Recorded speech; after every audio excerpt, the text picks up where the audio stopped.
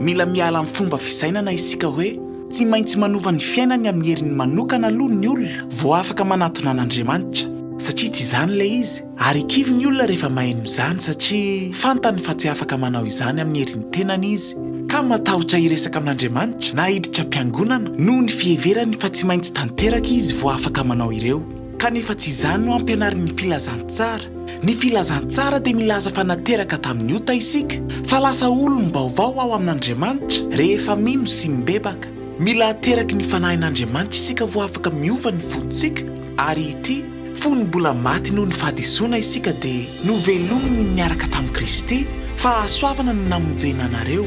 Noho izany afaka manatona an'Andriamanitra izy ka manao hoe Andriamanitra miaina anaty fahotana aho zao nefa tsy te hiaina anaty fahotana intsony te hiaina ho anao aho. Vonina handany tenako sy hitondra ny azo fijaliako ka hanaraka anao aho. Rehefa hitan'Andriamanitra izany faniriana izany, rehefa hitany ny finoanan'i Jesosy Kristy dia mirotsaka ny fahasoavany ary ny fahasoavany no manova anao, ny fahasoavany no ahafahanao miaina fiainam-baovao ao amin'i Jesosy Kristy.